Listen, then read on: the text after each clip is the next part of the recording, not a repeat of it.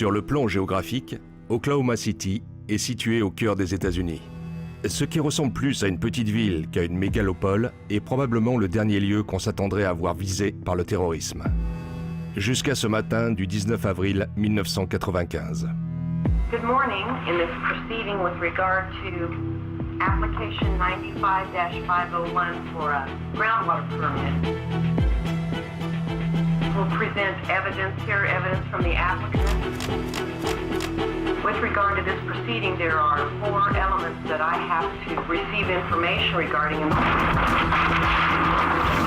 Smoke and debris and fire on the ground. We'll have to bank around to the other side so I can get a better view of it. Ow. Holy cow. About a third of the building has been blown away. Ça ne faisait qu'augmenter le nombre potentiel de victimes. J'ai pensé, je ne veux pas mourir aujourd'hui. Cette attaque terrifiante J'espérais de tout cœur que ce ne soit pas un Américain. va faire perdre ses illusions à une nation tout entière. Ça a changé la donne. Cela restera comme le pire acte de terrorisme intérieur de l'histoire des États-Unis, et qui plus est, perpétré par un Américain. Un vétéran décoré ayant servi pendant la première guerre du Golfe. L'attentat à la bombe d'Oklahoma City.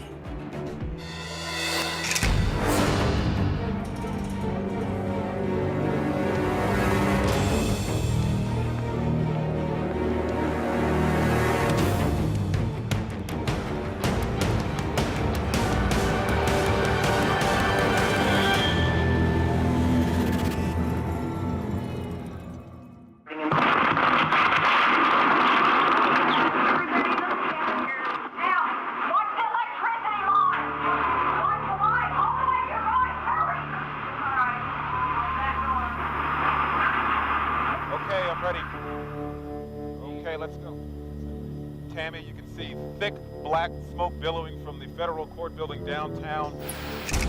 We are seeing literally dozens of people that are bleeding. Some of them you can't even make them out. They are so badly injured. L'impact est immédiat et touche le pays tout entier. An explosion in Oklahoma City with worldwide implications and enormous consequences. The bombing has sent shockwaves through Washington. There is increased security nationwide. The Pentagon has activated its emergency disaster response. It could be a contractor, it could be a wacko, it could be a professional. You don't have to be a rocket scientist to create this kind of bomb. Une fois que les choses se sont un peu tassées, 2 questions résonnent dans tous les esprits. Qui et pourquoi ? Les réponses vont provoquer un véritable choc. L'homme derrière cet attentat dévastateur est un Américain. Son nom est Timothy McVeigh. Tim McVeigh était l'un des nôtres. C'était un héros de guerre. Il a grandi dans la banlieue de Buffalo. Il fallait qu'on sache. On se sentait dans l'obligation de découvrir qui était cet homme. Timothy McVeigh est né le 23 avril 1968 dans la ville de Lockport, dans la partie nord de l'État de New York. Au dire de tous, il a eu une enfance et une adolescence ordinaires. On ne nous a jamais rien dit qui aurait pu nous alerter sur le fait qu'il allait faire une chose pareille. En fait, quand il était adolescent, c'était le genre de jeune homme que les gens du voisinage choisissaient volontiers pour garder leurs enfants. C'était un très bon élève dont le niveau d'intelligence était au-dessus de la moyenne. Parfois, en analysant le passé d'un criminel, on se rend compte qu'il a été victime d'abandon ou de mauvais traitements dans son enfance. On voit comment il a pu en arriver là. Mais il n'y avait rien de particulier dans les antécédents de Tim McVeigh. Mais le jeune McVeigh a pourtant un côté sinistre. Alors qu'il est encore adolescent, il découvre le livre « Les carnets de Turner ». C'est un roman raciste et haineux qui parle d'une insurrection armée menée par des suprémacistes blancs contre un gouvernement fédéral oppressif. Le livre décrit un attentat au camion piégé contre le siège du FBI à Washington, D.C. peu après 9 h du matin. Ça ressemble beaucoup à ce qui s'est passé à Oklahoma City le 19 avril 1995. Si l'objectif de Timothy McVeigh était de faire parler de lui, il a réussi de la plus horrible des façons. L'incroyable explosion qui a éventré le bâtiment fédéral de 10 étages Alfred P. Murrah a dégagé une force approximativement équivalente à celle de 2 tonnes de TNT. L'intérieur du bâtiment n'est plus qu'un tourbillon d'éclats de verre et de fumée noire asphyxiante.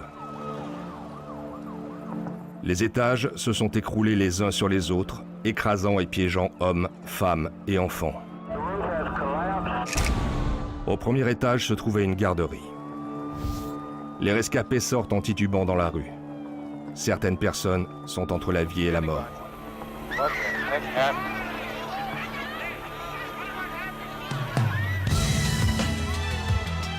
Je me souviens avoir vu une lueur jaune, et puis j'ai perdu connaissance. La puissance de l'explosion m'a plié en deux sur mon bureau.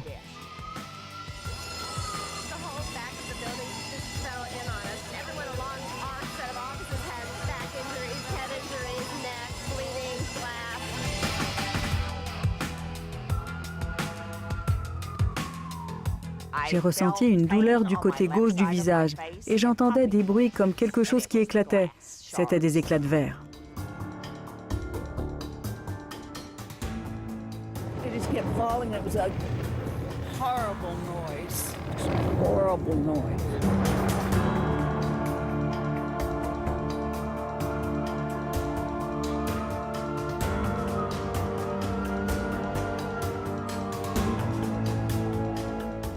Je me souviens avoir dit, mon Dieu, je ne veux pas mourir aujourd'hui, pas dans ce bâtiment. Si ça ne vous dérange pas, remettons ça plus tard.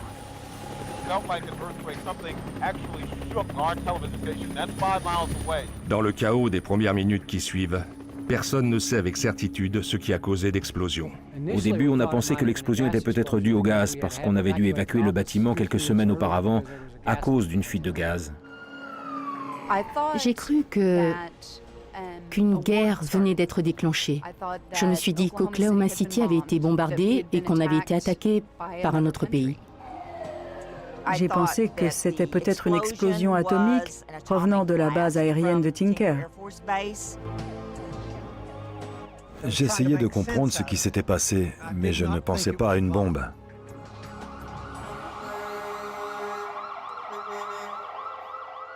They have dog teams here searching for survivors and for bodies.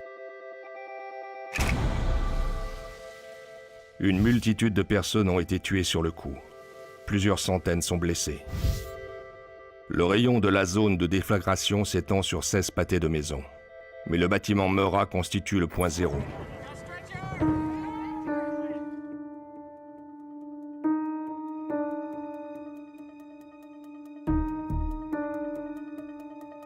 Bureau of Alcohol, Tobacco and Firearms was headquartered there. Some of its members still are missing. Il y avait les bureaux de la sécurité sociale dans le bâtiment. Il y avait aussi une garderie. D'après les premières estimations, il y aurait eu 1 millier de personnes à l'intérieur. Ça ne faisait qu'augmenter le nombre potentiel de victimes de cet attentat à la bombe. Tout ce qui se trouvait autour du bâtiment était encore en feu. Les voitures de l'autre côté de la rue étaient en feu, tout comme les arbres sur le trottoir. People at this hour are literally trapped in the Alfred Murrah building in downtown Oklahoma City. Get back! Everybody, get back! They have found a bomb in the building. 1h30 après l'explosion, la panique s'empare à nouveau de la ville. Les premiers secouristes sur les lieux viennent de trouver ce qui semble être une deuxième bombe. Les opérations de secours sont suspendues. Une zone de 4 pâtés de maisons est rapidement évacuée. Heureusement, ce n'est qu'une fausse alerte. Mais les secours ont perdu de précieuses minutes. Le temps que les opérations de secours reprennent, le secteur grouille d'enquêteurs. First question has been answered. Was this just a freak accidental explosion of some kind or was it intentional? We know now. Il est rapidement établi que l'explosion qui a frappé le bâtiment fédéral a été causée par un camion piégé. On peut rechercher certains éléments spécifiques, en particulier dans le cas d'un gros véhicule. Là, le cratère de 10 mètres de diamètre était apparemment pile au milieu du pâté de maison. Les enquêteurs viennent de découvrir le premier indice majeur. Ils ont appris qu'un carter d'essieu arrière provenant probablement du camion piégé a atterri à environ 180 mètres du lieu de l'explosion. J'ai entendu le bruit de quelque chose qui fendait l'air. J'ai levé la tête, j'ai vu ce gros truc qui venait droit sur nous. En heurtant la voiture, il a rebondi jusqu'à ses portes là derrière. J'ai regardé devant ma voiture, j'ai vu cet essieu par terre et j'ai dit à mon épouse, Sonny, c'était un véhicule piégé. Early indications are the bomb was a half-ton homemade bomb that was made of common fertilizer and fuel oil. Heureusement, le numéro de série caché du camion est gravé sur le carter d'essieu arrière. À l'aide de ce numéro, on a pu remonter jusqu'au véhicule lui-même et l'identifier comme un camion de marque Ford appartenant à la société de location Ryder. La société Ryder informe le FBI que ce camion avait été transféré à l'atelier de carrosserie Elliott's, situé à Junction City dans le Kansas, à plus de 400 km au nord d'Oklahoma City. Des agents du FBI découvrent que le camion avait été loué 2 jours plus tôt. Les papiers de location ont montré que le véhicule avait été loué par un certain Robert Bob Kling. On ignorait totalement qui était ce Robert Kling, ou même si cette personne existait réellement. Un employé fournit une description détaillée de Kling et d'un autre homme qui pense avoir vu en sa compagnie. Qui est Robert Kling? Et pourquoi vient-il d'assassiner presque 200 hommes, femmes et enfants? D'ici 24 heures, le pays va découvrir l'incroyable vérité. Let there be no room for doubt. We will find the people who did this.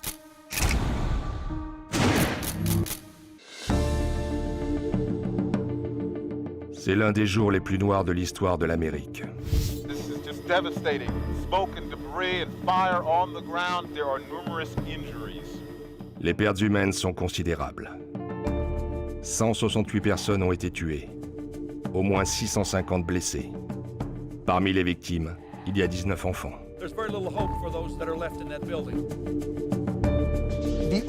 L'attentat à la bombe d'Oklahoma City restera dans l'histoire comme l'un de ces moments fondamentaux pour lesquels les gens se souviendront où ils étaient quand ça s'est produit. This is the grisly, meticulous search effort to find bodies.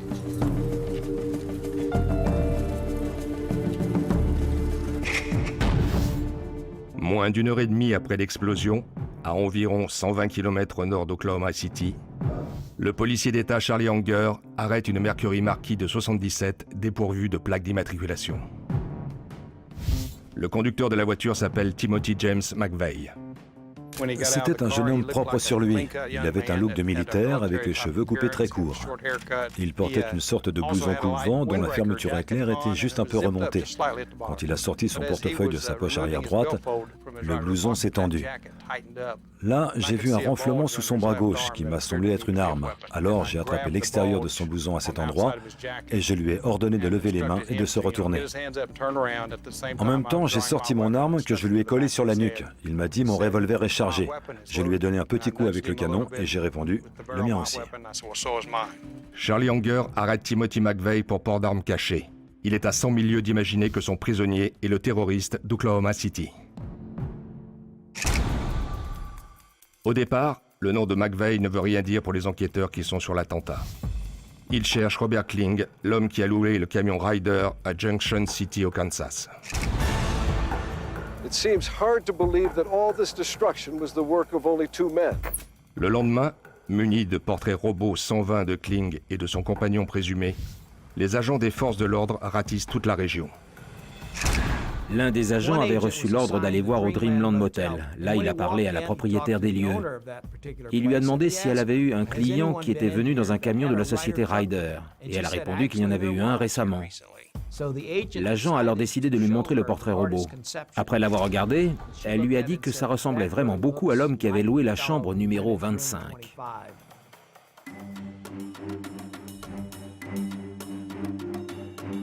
Il avait loué la chambre sous le nom de Tim McVeigh. Le camion de la société Ryder avait été loué sous le nom de Robert Kling. On pouvait donc se demander lequel des noms était vrai, si tant est qu'il y en ait un.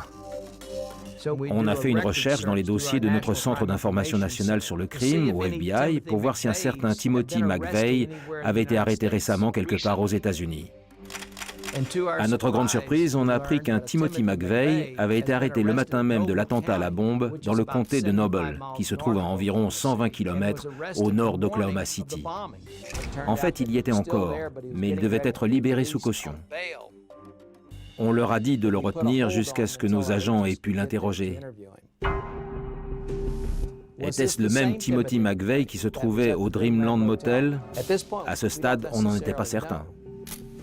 Quand nos agents sont arrivés pour l'interroger, ils lui ont demandé « Vous savez pourquoi on est là ?» Il a répondu « Sûrement à cause de ce qui s'est passé à Oklahoma City ». Il nous a donné son nom, son grade, son numéro de matricule, puis il s'est enfermé dans un mutisme total. À Washington, la ministre de la Justice, Janet Reno, annonce l'arrestation du suspect.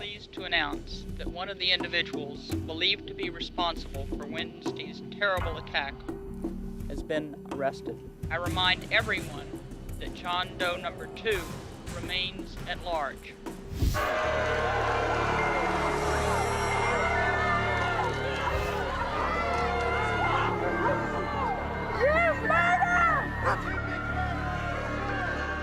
Lors de son transfert du tribunal local vers Oklahoma City, Timothy McVeigh doit faire face aux cris d'une foule en colère qui le traite de tueur d'enfants.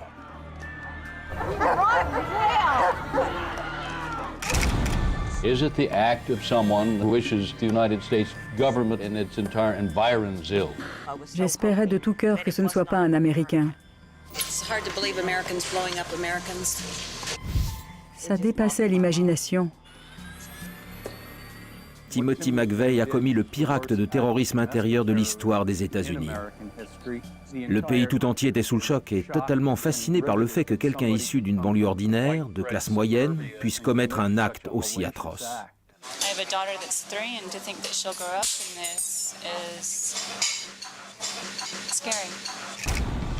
Les enquêteurs sont persuadés que Timothy McVeigh est l'inconnu numéro 1 du portrait robot de la police.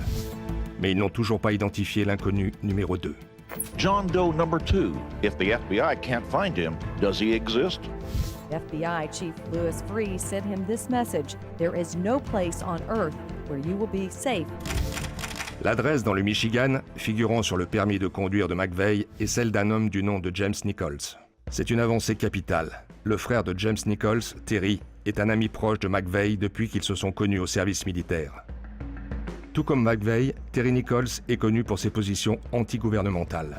Terry Nichols, just 4 days before the blast, took out a new insurance policy on his pickup truck. Très vite, un mandat d'arrêt est émis. Et à la fin de la journée, Terry Nichols se rend aux autorités. Dans le bâtiment Murrah, on n'essaie plus de sauver des gens, mais de récupérer des corps. Authorities in this building behind me are coming across more bodies.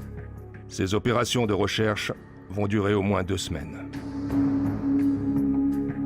La plupart des rescapés voulaient se rendre à toutes les funérailles et assister à 16 cérémonies funéraires. Ce n'est pas facile, croyez-moi. C'était très dur, mais on devait le faire. 2 women are believed to be still in the building with a third an elderly man. Le 5 mai 1995, alors que 3 victimes gisent encore sous les décombres, les recherches prennent fin. Ce n'était pas 2 ou 3 personnes d'une ville ou 2 ou 3 personnes d'une autre. C'était Oklahoma City. L'acte terroriste visait cette ville en particulier. L'acte terroriste visait ses habitants. C'était un coup d'épée dans le cœur d'Oklahoma City.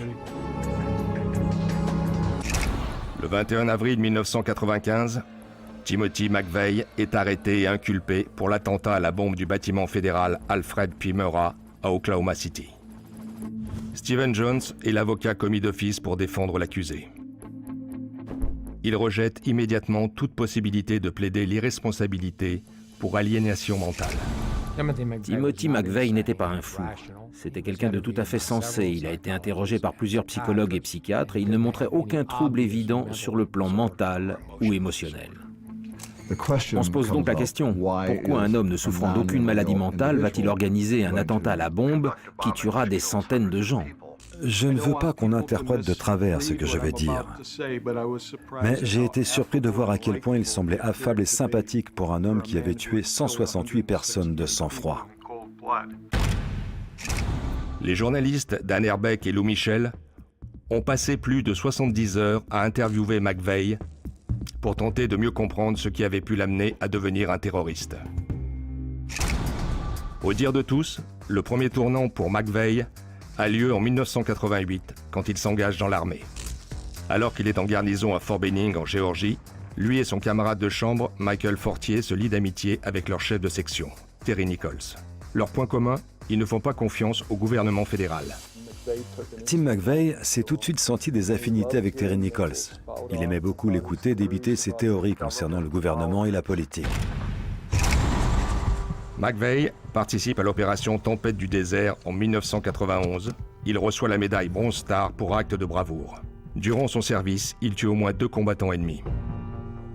One thing he did brag to me about was in Saudi Arabia when he was there in the war, he was a gunner on a Bradley, and he told me one time about when he was shooting at a Iraqi bunker and a guy came out and was waving his hands trying to surrender and stuff, and McVeigh started shooting at him with 25mm cannon, started shooting at him. He said it was 1,100 meters and the first round hit the guy in the head.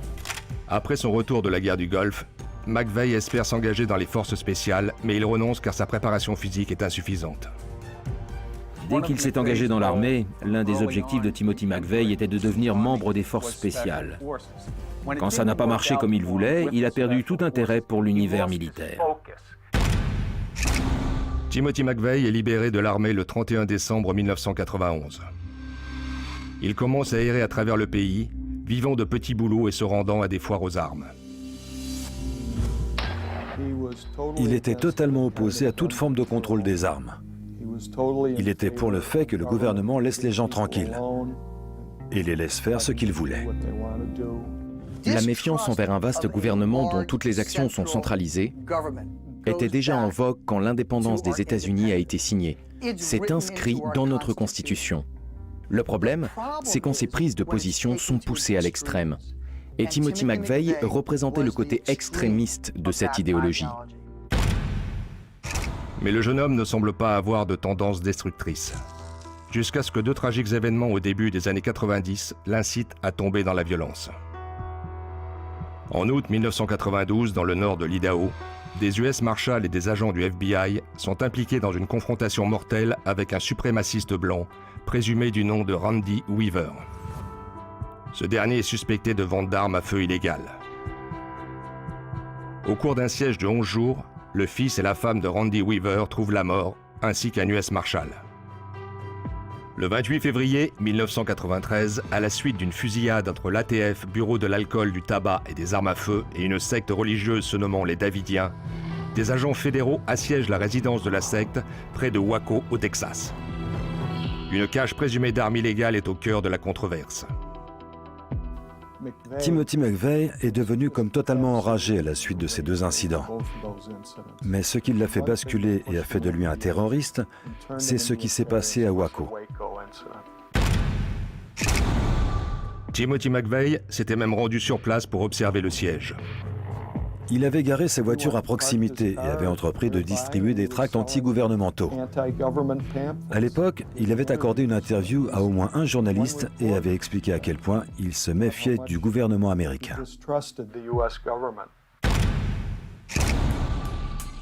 Au cours de l'assaut donné par le FBI le 19 avril, un violent incendie embrase le ranch des Davidiens. 76 hommes, femmes et enfants meurent dans le brasier. Tim McVeigh a déclaré qu'il était persuadé que le gouvernement des États-Unis avait intentionnellement assassiné des femmes et des enfants dans la résidence de Waco, et que tout ça visait à détruire le droit aux armes en Amérique. Ce qui a tout déclenché, c'est le siège de Waco. Il était sur place et a décidé que le gouvernement était allé trop loin. Puisque c'était comme ça, il allait lancer sa propre guerre. Et la première attaque allait viser le cœur des États-Unis. Pour Timothy McVeigh et son camarade de régiment Terry Nichols, cibler un bâtiment fédéral est un acte aussi spectaculaire que symbolique. Leur choix se porte sur le bâtiment fédéral Alfred P. Murrah dans le centre-ville d'Oklahoma City. Il abrite 14 agences fédérales, dont le Secret Service, la DEA Drug Enforcement Administration et l'ATF Bureau de l'alcool, du tabac et des armes à feu. Tim McVeigh pensait que cet attentat à la bombe constituerait la première salve dans un combat contre un gouvernement fédéral illégitime et tyrannique qu'il fallait absolument mettre à genoux. Le 10 août 1995, un grand jury fédéral inculpe Timothy McVeigh et Terry Nichols de 11 chefs d'accusation, dont 8 accusations de meurtre. Ce chiffre fait référence au nombre de responsables des forces de l'ordre tués dans l'explosion. Le 24 avril 1997, 2 ans après l'attentat, le procès de Timothy McVeigh débute à Denver, au Colorado. L'accusation présente ses arguments en premier avec une série d'événements qui ont mené à l'attentat. En milieu d'année 1994, Timothy McVeigh, Terry Nichols et leur ami du régiment Michael Fortier sont prêts à mettre leur plan à exécution. McVeigh a décidé que l'arme la plus efficace serait un camion piégé.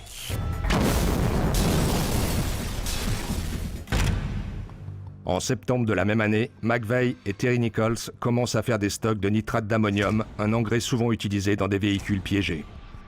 On mélange le nitrate d'ammonium, qui est un oxydant, avec un carburant pour obtenir une substance explosive. Les ingrédients sont économiques, faciles à trouver, et ce n'est pas très compliqué à faire. Dans les mois qui suivent, les deux hommes commencent tranquillement à réunir d'autres composants. Parmi lesquels du nitrométhane, un carburant utilisé en course de dragster, des charges explosives et 544 détonateurs qu'ils volent dans une carrière à Marion, au Kansas. Puis en décembre, Timothy McVeigh et Michael Fortier se rendent à Oklahoma City pour faire du repérage autour du bâtiment Murrah. On sait avec certitude que Tim McVeigh a étudié plusieurs bâtiments fédéraux et qu'il a notamment surveillé le bâtiment Murrah à plusieurs reprises. On le sait parce qu'il a emmené Michael Fortier directement au bâtiment Murrah. Et il lui a dit qu'après avoir étudié toutes les cibles potentielles, c'était finalement celle-ci qui serait visée. Timothy McVeigh choisit la date du 19 avril. Ce jour connu comme le Patriots Day est vénéré par beaucoup de partisans du mouvement antigouvernemental d'extrême droite.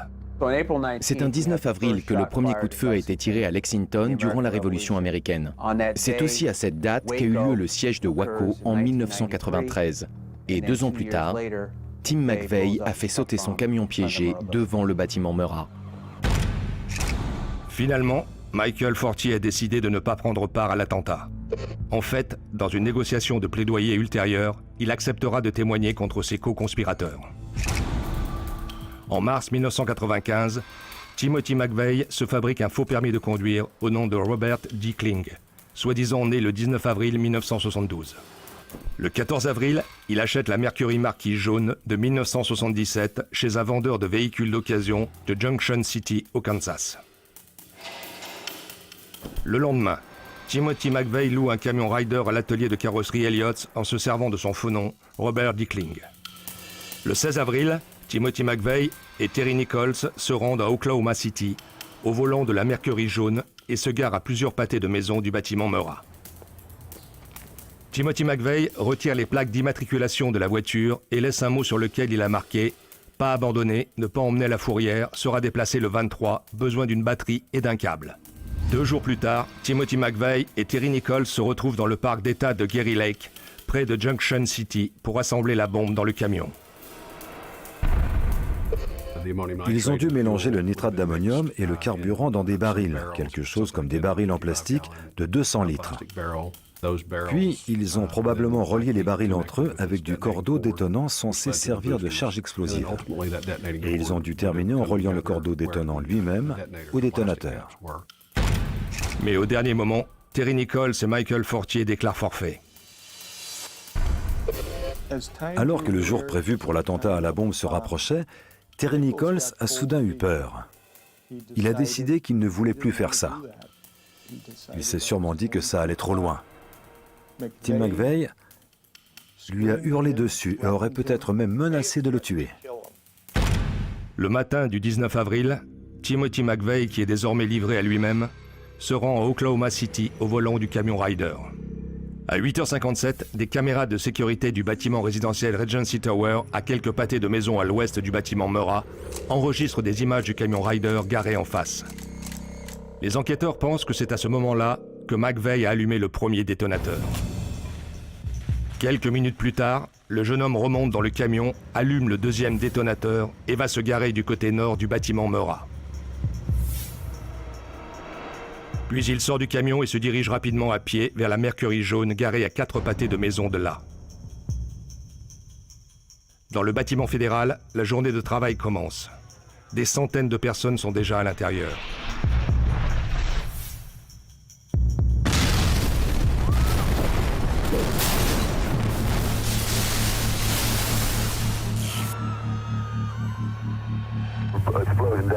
About a third of the building has been blown away. Quand la bombe explose, McVeigh n'est qu'à 2 pâtés de maison de là. Mais il réussit à atteindre la voiture et prend la fuite en empruntant l'autoroute 35 où il ne tardera pas à se faire arrêter pour conduite de véhicules sans plaque d'immatriculation. Parmi les objets trouvés après son arrestation se trouve une carte de visite d'un surplus militaire. Derrière, il y a un mot écrit à la main qui dit « TNT à 5 $ le bâton, il en faut plus ». Pour moi, il ne fait absolument aucun doute que Timothy McVeigh voulait être capturé, qu'il voulait devenir un martyr et qu'il voulait que le gouvernement américain soit responsable de son exécution. Il a laissé derrière lui des petits cailloux pour que les agents fédéraux le retrouvent. Il voulait une mort retentissante en se faisant exécuter par la police. As nearly 2,500 news people begin to settle in for the trial outside the federal courthouse, so is the city of Denver. Durant son procès, Timothy McVeigh ne nie pas avoir mis en place le camion piégé. Il indique à ses avocats d'utiliser la défense fondée sur l'état de nécessité. Autrement dit, il aurait agi en état de légitime défense contre un gouvernement fédéral oppressif. Timothy McVeigh considérait son procès fédéral comme une tribune improvisée à plusieurs millions de dollars pour ses positions anti-gouvernementales. Il avait l'impression de ne pas avoir eu d'autre choix que de faire sauter un bâtiment en tuant 168 personnes.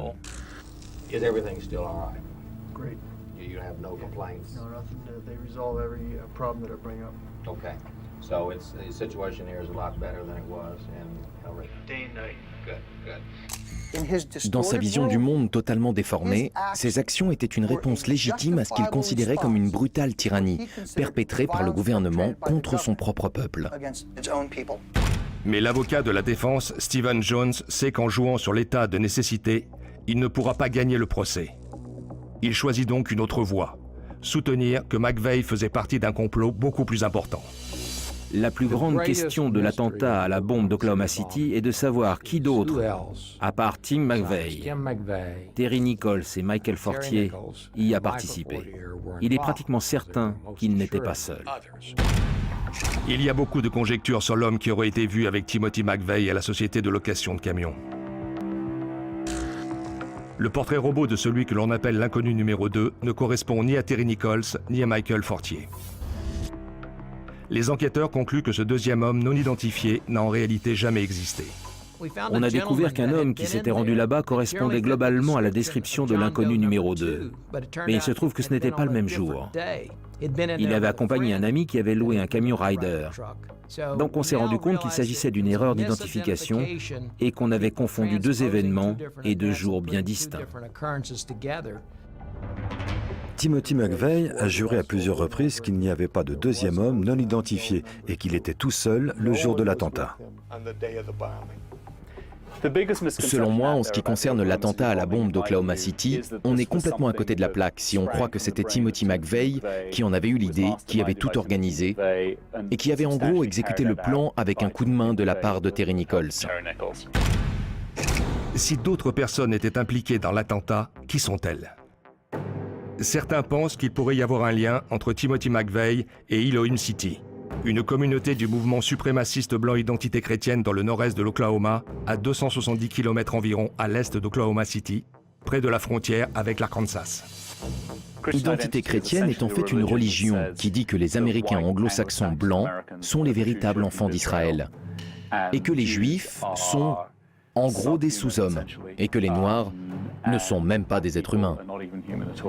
Au début des années 90, un certain nombre de sympathisants d'extrême droite auraient séjourné à Elohim City. C'était une époque intéressante. Il y avait un certain nombre de groupes anti-gouvernement qui commençaient à se former, à s'armer, à construire des lieux de résidence à travers le pays, à établir leurs propres lois en se mettant véritablement et intentionnellement en marge des villes et des lieux traditionnels. Ils étaient convaincus que l'ennemi n'était pas seulement les personnes d'autres religions, d'autres groupes ethniques ou d'autres nationalités, mais que l'ennemi numéro un était le gouvernement des États-Unis. La question qui revient sans arrêt est quel est le lien entre Tim McVeigh et Elohim City? Il a prétendu qu'il n'était jamais allé là-bas. Mais il y a des gens qui affirment avoir vu Timothy McVeigh à Elohim City.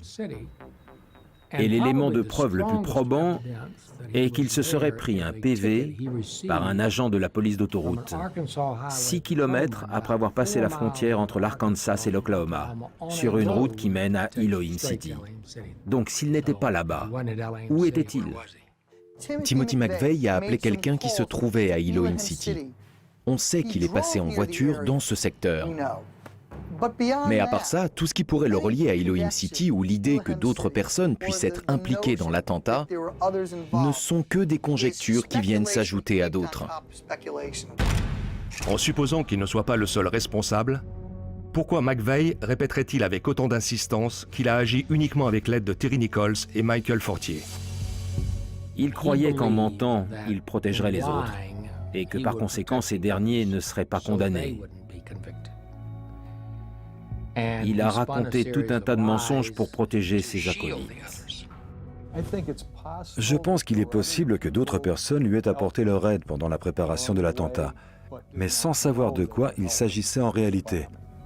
Je crois que les seuls qui savaient véritablement ce sur quoi ils étaient en train de travailler sont les 3 hommes qui ont été punis par le gouvernement, Timothy McVeigh, Michael Fortier et Terry Nichols.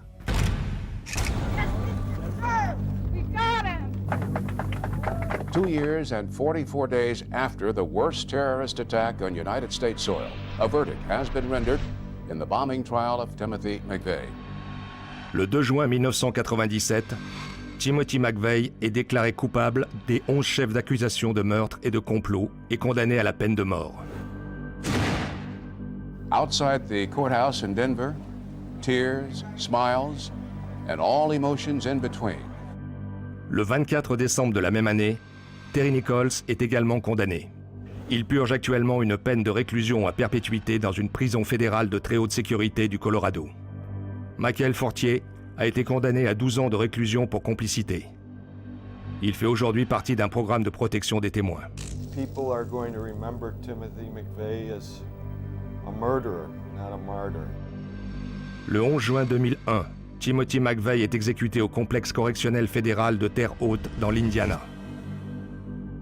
Timothy James McVeigh has been executed by lethal injection. C'est la première exécution fédérale depuis 38 ans. Timothy McVeigh, même au moment où il a été exécuté, est resté droit dans ses bottes. Il n'a jamais changé d'avis ni exprimé aucun regret. Jusqu'au dernier instant, jusqu'à son dernier souffle, Tim McVeigh est resté fidèle à ses convictions et n'a montré aucun remords.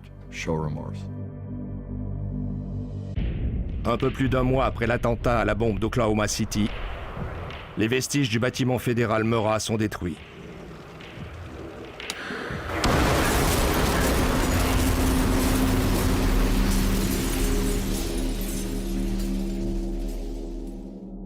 Aujourd'hui, le site abrite le mémorial et musée national d'Oklahoma City.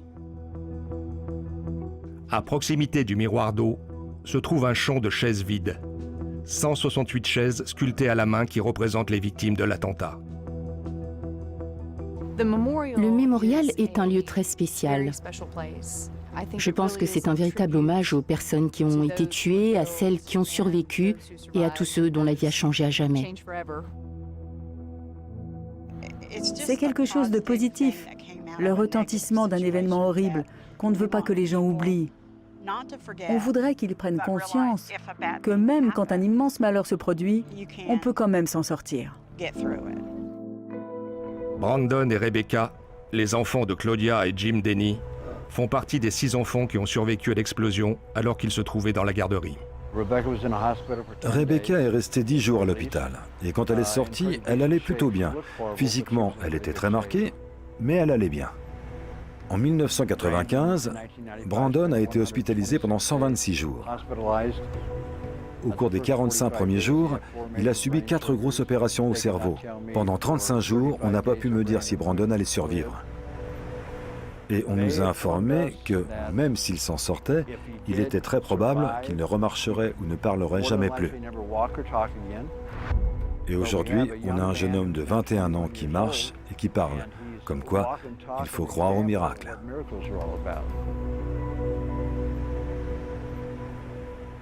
L'attentat à la bombe d'Oklahoma City reste le pire acte de terrorisme intérieur de l'histoire des États-Unis. Il a entraîné des changements qui se font encore sentir aujourd'hui. Les gens oublient à quel point le monde était différent quand l'attentat s'est produit. Je crois qu'à travers le monde, ça fait voler en éclats ce sentiment qu'avaient les gens d'être à l'abri, en sécurité. Si ça peut arriver à Oklahoma City, ça peut arriver n'importe où. Si ça peut m'arriver à moi, ça peut arriver à n'importe qui. On est devenu une société beaucoup plus méfiante. On a mis en place des barrières autour des bâtiments fédéraux. La sécurité est renforcée. Timothy McVeigh est à l'origine du mouvement qui aboutira à la création du département de sécurité intérieure. Parmi les autres changements, des améliorations considérables ont été apportées dans le domaine de l'ingénierie. Désormais, les bâtiments résistent mieux aux forces extrêmes, qu'elles soient l'œuvre de l'homme ou de la nature. Les lois adoptées à la suite de la catastrophe ont permis aux victimes et aux familles touchées par des attaques contre l'attentat à la bombe d'Oklahoma City de mieux se faire entendre. Timothy McVeigh croyait qu'il allait pousser les gens à se révolter et à se rebeller contre leur gouvernement, que ça allait marquer le début d'une révolution. Et en fait, c'est tout le contraire qui s'est passé. On a vu une communauté qui affichait un soutien total envers ses forces de l'ordre, ses combattants du feu et son gouvernement. Ça montre bien que quand on s'y met tous ensemble, avec notre cœur et notre esprit, on peut faire en sorte qu'un terrible drame donne naissance à quelque chose de positif. Mais la détermination ne suffit pas à nous protéger contre toutes les menaces. Les événements continuent à prouver que les sociétés libres doivent rester vigilantes. Le tragique attentat à la bombe qui a tué 3 personnes et en a blessé 250 lors du marathon de Boston en 2013 en est le parfait exemple.